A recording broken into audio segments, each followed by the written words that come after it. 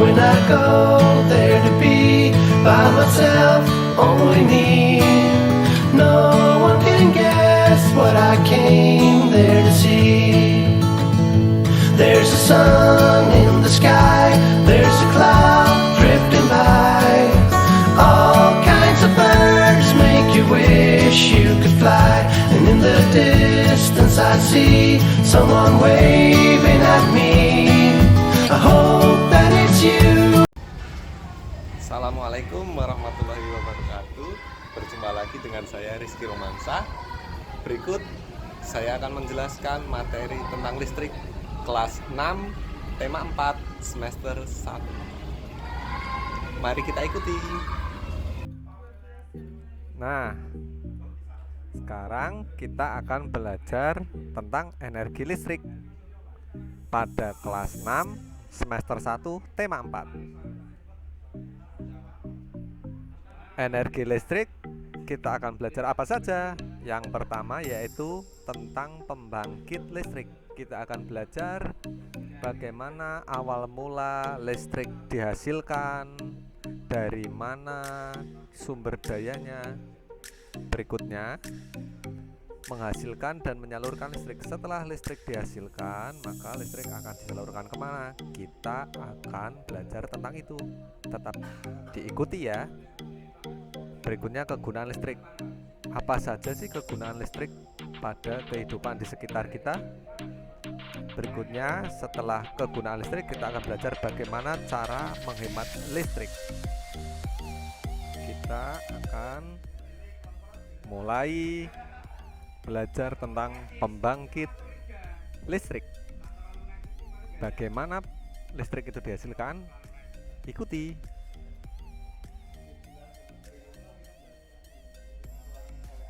Bendungan yang dimanfaatkan oleh warga berfungsi sebagai menampung air dalam jumlah besar karena turbin memerlukan pasokan air yang cukup dan stabil.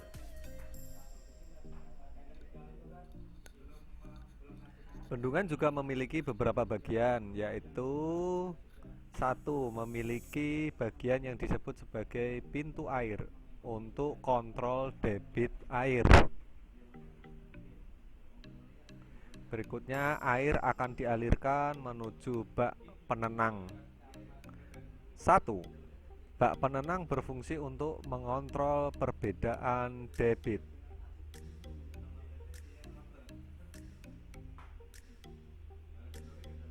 Di sini air akan ditenangkan, kemudian air akan dialirkan menuju bak penenang 2.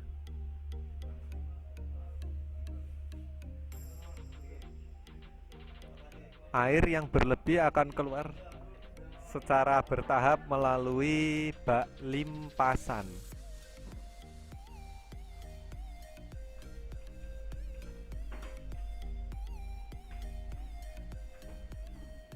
Pipa pasat berfungsi untuk menyalurkan dan mengarahkan air ke cerobong turbin.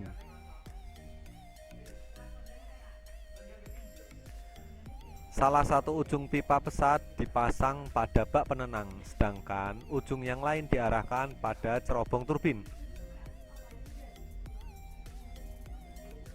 Pada bagian pipa pesat yang keluar dari bak penenang dipasang pipa udara.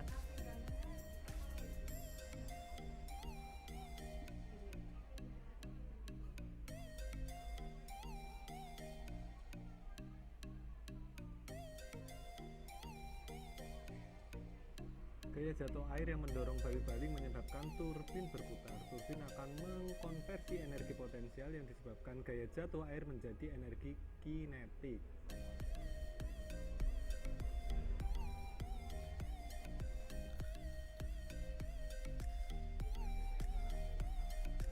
Putaran turbin menggerakkan generator. Ketika baling-baling turbin berputar, generator pun akan ikut berputar.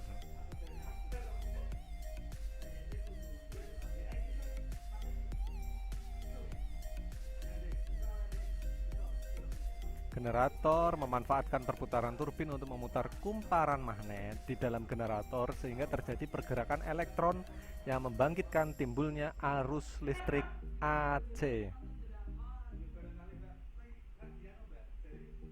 Generator disambungkan dengan transformator step up untuk menaikkan tegangan listrik.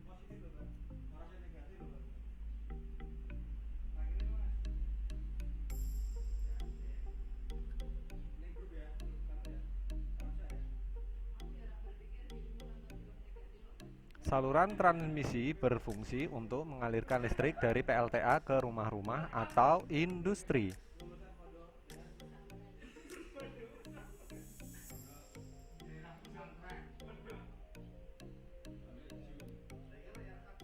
Komponen utama pembangkit listrik adalah turbin dan generator. Turbin berfungsi untuk menghasilkan energi gerak.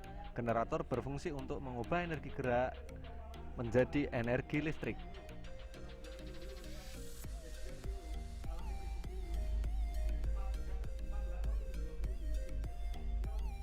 Pembangkit listrik juga bisa terdiri dari pembangkit listrik tenaga air, ada juga pembangkit listrik tenaga uap, ada pembangkit listrik tenaga panas bumi. Berikutnya kita akan belajar menghasilkan dan menyalurkan energi listrik. Seperti apa itu? Kita lihat.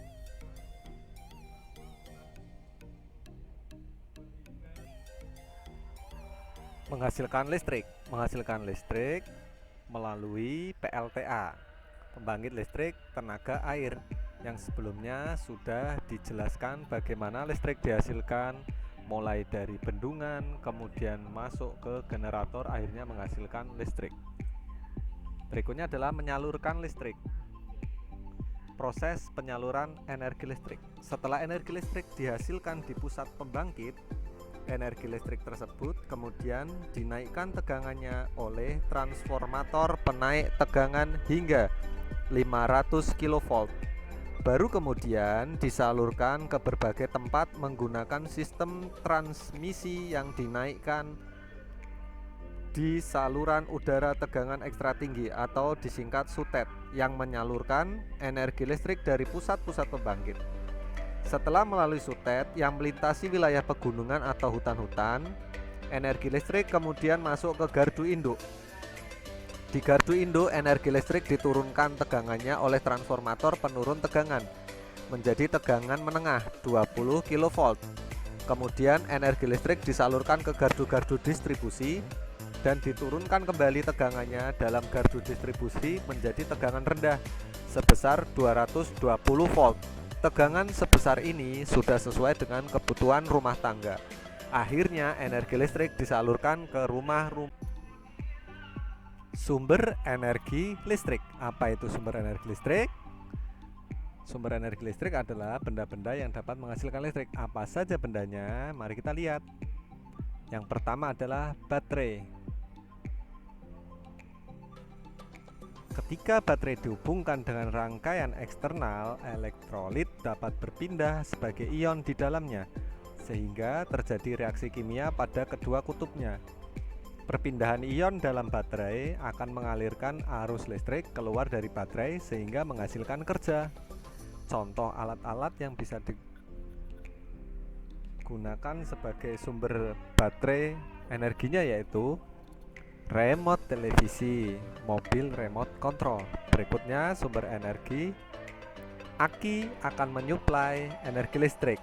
Aki itu seperti apa? Kita lihat. Nah, aki seperti yang ada pada kendaraan bermotor. Jadi aki akan menyuplai energi listrik pada starter untuk menghidupkan mobil. Listrik pada aki mengalir ke sistem starter lalu akan memutar flywheel untuk menjalankan mesin. Aki berfungsi sebagai sumber energi listrik utama komponen-komponen mobil seperti lampu. Berikutnya, sumber energi listrik berupa, nah, siapa yang sudah pernah lihat alat yang bentuknya seperti ini? Ya, itu memang ada roda sepeda. Apakah itu? Nah, itu adalah sebuah dinamo sepeda. Dinamo sepeda intinya adalah sebuah magnet yang dapat berputar dan sebuah kumparan tetap. Apabila roda sepeda diputar dan dinamo akan berputar, sehingga roda akan memutar magnet. Biasanya dinamo dapat menghasilkan tegangan 6 sampai 12 volt dan menghasilkan arus sekitar 450 miliampere. Berikutnya, nah, apa itu?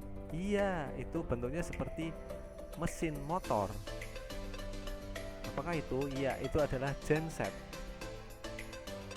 Prinsip kerja genset adalah sebuah mesin pembakaran, bisa berupa mesin diesel atau mesin bensin, yang bergerak dengan mengubah energi bahan bakar fosil.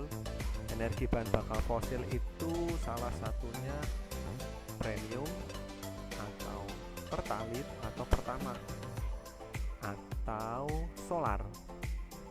Jadi mengubah energi bahan bakar fosil menjadi energi mekanik. Kemudian energi mekanik tersebut dikonversi oleh generator sehingga menghasilkan daya listrik. Kegunaan listrik. Kegunaan listrik antara lain untuk penerangan. Untuk penerangan pastinya kita membutuhkan lampu yang dialiri dengan listrik. Lampu itu jenisnya banyak sekali. Mari kita lihat satu persatu. Nah, kalian sering lihat lampu yang seperti ini kan? Ini namanya lampu apa? Iya, lampu bohlam. Berikutnya, nah, lampu seperti ini biasanya ada di supermarket. Namanya lampu, iya, neon. Kita lihat berikutnya. Nah, kalau seperti ini kalian pasti sudah sering lihat di rumah-rumah ya. Ini namanya apa? Iya, lampu CFL, Compact Fluorescent Light. Berikutnya mungkin kalian jarang melihat lampu ini ya. Ini namanya lampu HID. Adalah untuk mendapatkan informasi. Apa saja alatnya? Satu. Nah, kalian pernah lihat ini kan? Ini sudah ada di setiap rumah, yaitu TV. TV bisa untuk mendapatkan informasi dari berita, dari infotainment, semua bisa untuk mendapatkan informasi. Berikutnya, nah, siapa yang sudah pernah lihat alat seperti ini? Ini alat sekarang sudah jarang ditemui. Ya, ini adalah radio. Radio digunakan untuk mendengarkan informasi, biasanya dari stasiun-stasiun radio. Berikutnya, nah, ini yang sudah sering banyak dijumpai, yaitu komputer. Berikutnya, kegunaan listrik adalah untuk menyalakan alat elektronik. Alat elektronik itu apa saja? Berikut contohnya. Nah, kalian sudah sering lihat kan? Ini adalah, iya betul, kipas angin. Berikutnya, nah, ini digunakan untuk apa? Untuk menyetrika baju. Berarti namanya apa? Iya, setrika. Berikutnya, nah, ini apa ini? Ini adalah, oh bukan sesuatu yang kotak terus buat menyimpan pakaian, bukan. Ini adalah, ya, mesin cuci. Berikutnya, nah, ini digunakan untuk membuat jus, namanya, ya betul, blender. Kegunaan listrik yang berikutnya adalah, ya, untuk menjalankan alat transportasi. Alat transportasi apa yang menggunakan energi listrik? Nah, kereta api. Kok kereta api? Nah, itu adalah kereta listrik. Ya, kereta api hanya penyebutannya saja ya, tapi kereta yang di gambar ini menggunakan arus listrik. Berikutnya, nah ini yang sering riwa-riwi di jalanan sekarang. Ini adalah mobil listrik. Berikutnya, nah ini adalah motor listrik.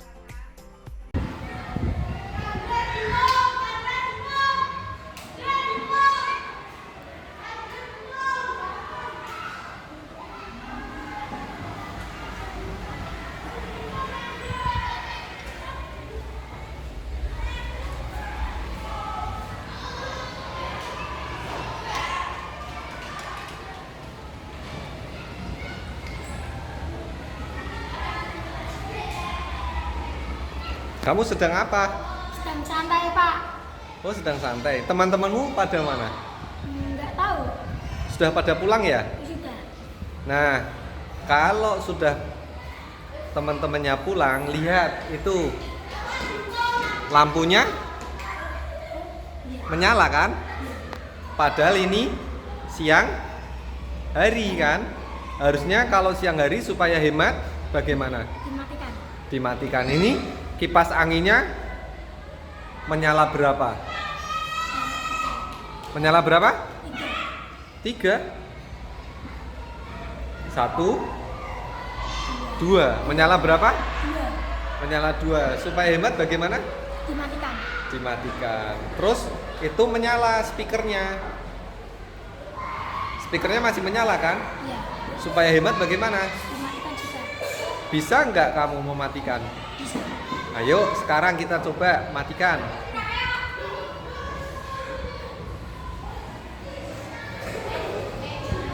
Itu apa?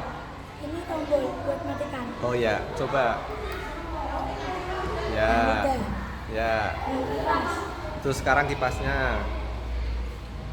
Udah ini. Udah nol. Iya. Ini.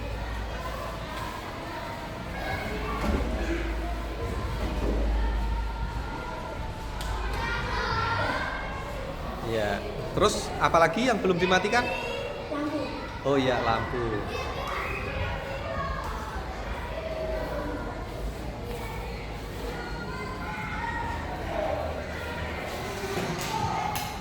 Iya, sudah semua ya? Supaya apa dimatikan? Supaya hemat listrik. Terima kasih. Ya.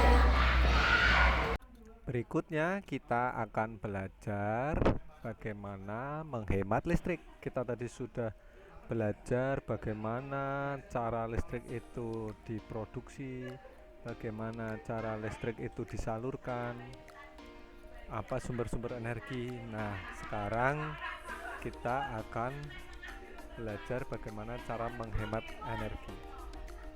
Bagaimana caranya? Yang pertama yaitu mematikan alat listrik jika tidak digunakan. Seperti video sebelumnya, ada anak yang melihat ada beberapa alat elektronik yang tidak digunakan, maka kita harus mematikan alat listrik yang tidak digunakan. Jika siang hari keadaannya terang, maka kita tidak perlu menggunakan lampu. Jika siang hari kita bisa membuka pintu kemudian ada angin masuk, maka kita tidak perlu menggunakan kipas angin. Berikutnya, menggunakan elektronik yang sama fungsinya tetapi menggunakan energi lebih sedikit.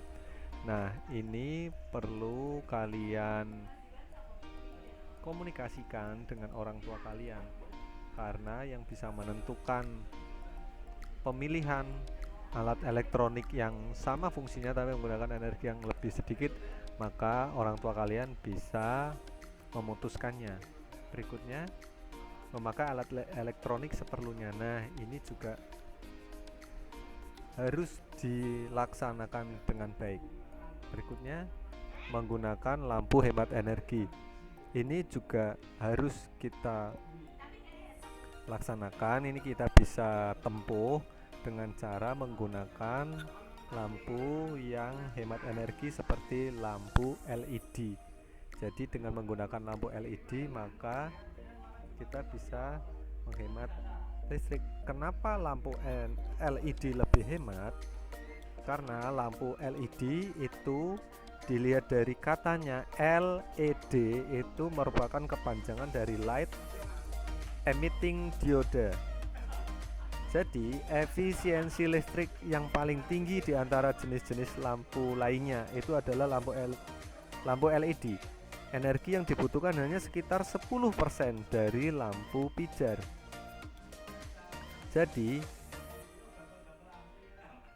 kenapa lampu LED bisa hemat? Dikarenakan bentuknya hanya merupakan dioda kecil, maka volume lampu jauh lebih kecil dan dapat diletakkan dimanapun. Nah, itu dia mengapa lampu LED bisa menghemat energi. Berikutnya kita akan belajar bagaimana cara menggunakan alat elektronik yang baik dan benar. Perhatikan ya.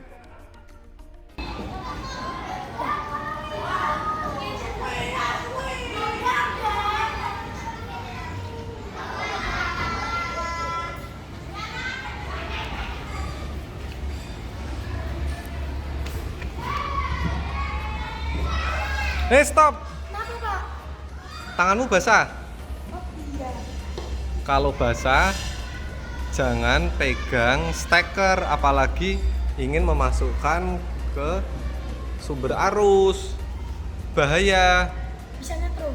Iya, bisa nyetrum, bahaya. Besok jangan diulangi lagi ya. Iya. Jadi kalau mau memasukkan steker harus dikeringkan dulu, coba tangannya dikeringkan.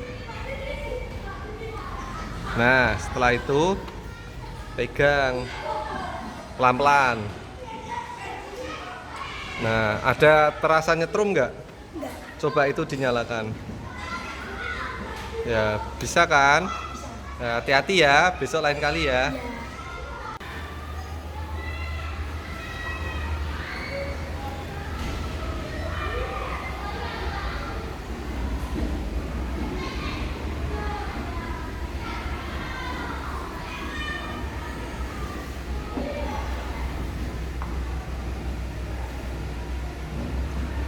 Stop!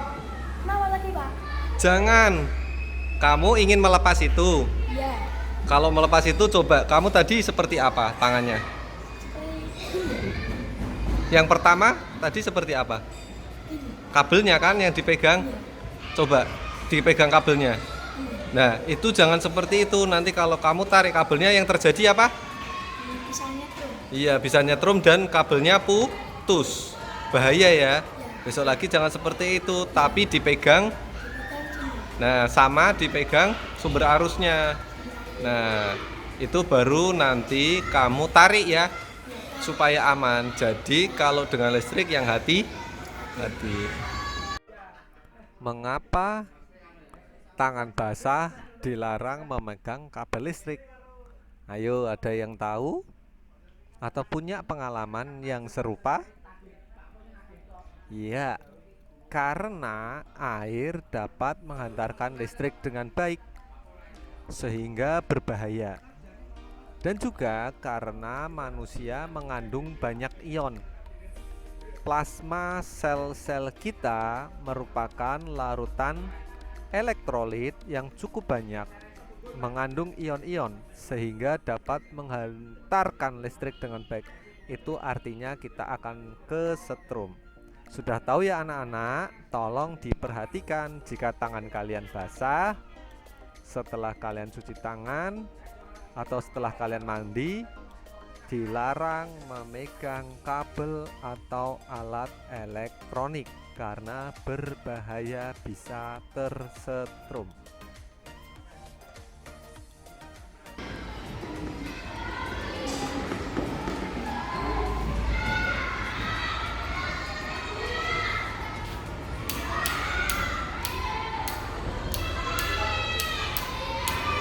Kamu ngapain? Lagi mainan ini. Lu kok main? Itu kok buat mainan, padahal itu apa coba? Pas atau lampu? Iya, itu saklar lampu. Kenapa kamu buat mainan? Tidak apa. Lu jangan dibuat mainan. Kenapa? Nanti bisa nyetrum. Iya, nanti bisa nyetrum, bahaya ya. Jadi kalau mau menyalakan ya tinggal dipencet sekali. Coba sekali saja. Nah, terus jangan buat mainan. Ya.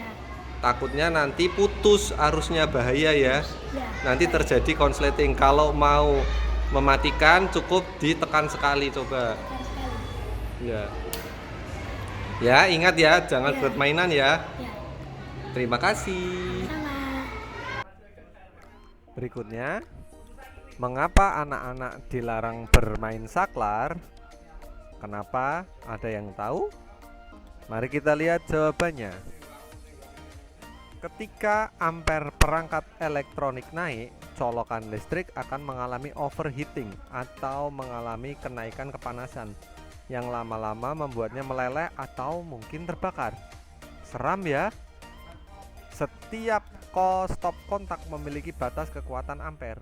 Apabila kamu menghubungkan terlalu banyak perangkat elektronik, maka ampere yang dibutuhkan melebihi kapasitas. Nah, itu yang harus diperhatikan. Jadi, ketika saklar dimainkan, maka akan rawan mengalami overheating atau panas.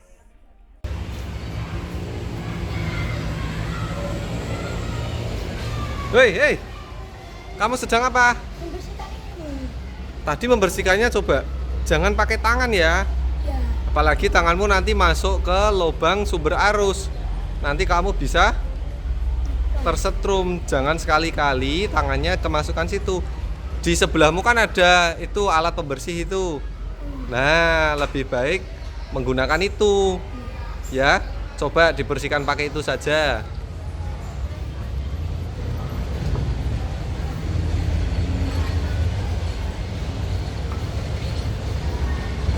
Itu yang tadi yang akan kamu bersihkan, coba dibersihkan.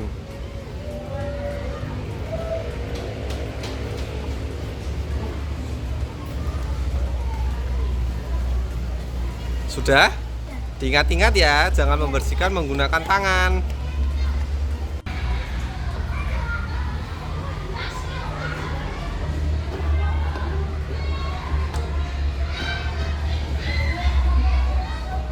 Stop.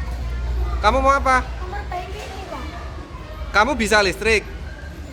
Kalau kamu tidak bisa listrik dan tidak mengerti listrik, jangan coba-coba untuk mengotak-atik listrik. Ya.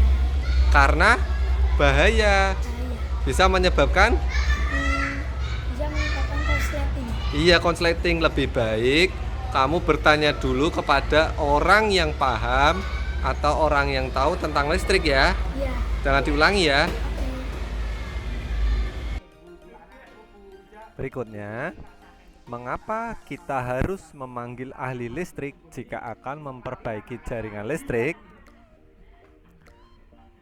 Nah, kita akan tahu jawabannya. Karena pekerjaan utama dari seorang teknisi listrik adalah melakukan penanganan terhadap berbagai kegiatan yang terkait dengan sistem kerja listrik. Beberapa kegiatan tersebut meliputi pemeliharaan, pemasangan maupun penanganan masalah. Untuk itu, seorang teknisi haruslah memiliki keterampilan yang bagus dan mampu berkomunikasi dengan baik. Agar lebih mengetahuinya secara lebih detail, berikut uraian. Berikutnya, kita akan belajar tugas dari teknisi listrik. Apa saja tugasnya? Kita tahu bahwa di video sebelumnya ada anak yang ingin mengotak-atik listrik tapi dicegah. Nah, kenapa kok harus ada orang yang ahli listrik yang memperbaikinya? Kita lihat tugas teknisi listrik. Yang pertama yaitu melakukan pemantauan secara berkala jalannya fungsi komponen listrik.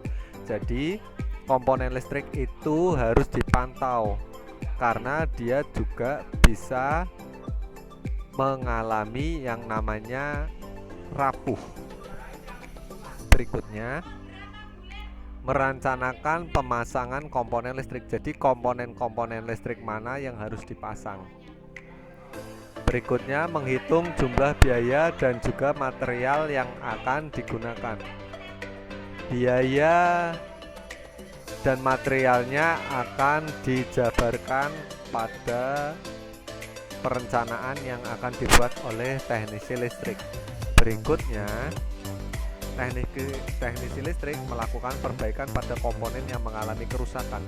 Jadi kita tahu komponen mana yang rusak dengan cara memantau dari jalannya kerja komponen tersebut.